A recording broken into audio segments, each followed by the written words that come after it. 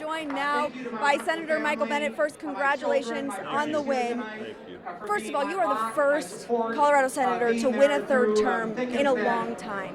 Your thoughts on that tonight? Well, I'm extremely grateful, but I think that part of that is that when I go through these elections, I say to people that after it's over, and even while it's going on, I say that I feel morally obligated to represent everybody in the state, whether they voted for me or not.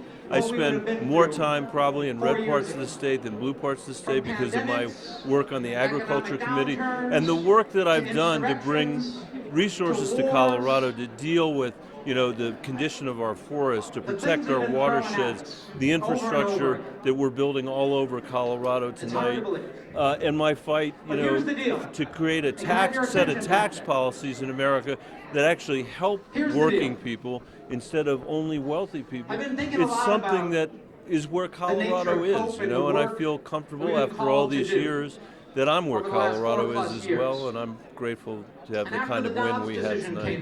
What do you think was key to winning your race tonight? I think the most important thing was, for all the time that I've been in Washington, or I've been in the Senate, I've been fighting to say, we've got to stop the trickle-down economics of the last 40 years that basically started when Ronald Reagan was president, and which is creating real difficulty for people living in our state who can't afford housing or health care or higher education or early childhood education. We need an economy that when it grows for everybody, to give people some hope that they can move their families ahead.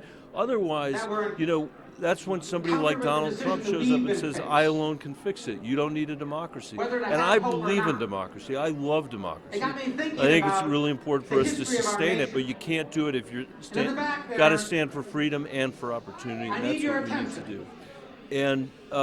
And then I think, another issue that was important in the race was the Supreme Court's reversal of Roe versus Wade, which was a 50-year freedom, a constitutional right that now has been taken away.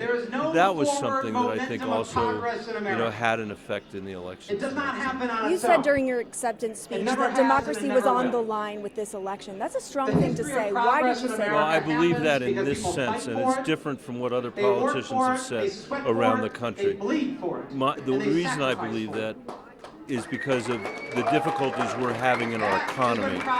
We have the worst income inequality that we've had in 100 years. We are the richest country in the world, and we have the third highest rate of childhood poverty. And that's what I mean, because these things are tied together.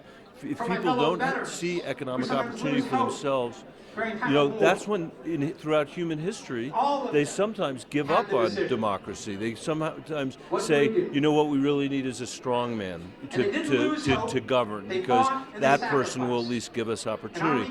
And what I'm saying is, we got to create that opportunity here in the country, and I believe we can. I think we will. Are you concerned about the balance of power shifting in Washington? Well, I don't know yet tonight what is going to happen, so I'll look at that when it comes. I haven't had any trouble finding Republicans to work with in the Senate over the years, and if there's a divided House and Senate, we're going to find a way to continue to get stuff done. I hope that the new House leadership, if they are Republican, can stand up for themselves and stand up for their membership and not be kind of imposed upon by outside forces like our friend in Mar-a-Lago. Last question, how would you describe the night for Colorado Democrats? It's been I think it's a great night for Colorado, that's what I would say, and a great night for the country. The candidates that ran, I'm so proud to have run with the people that I ran with, from Jared Polis to the rest of these candidates. These are serious people. They're not soundbite people. They're less politicians than they are public servants, and that's what I think Colorado wants, and that's now what Colorado's going to have. Senator, appreciate your time. Congratulations. Yes, you as well.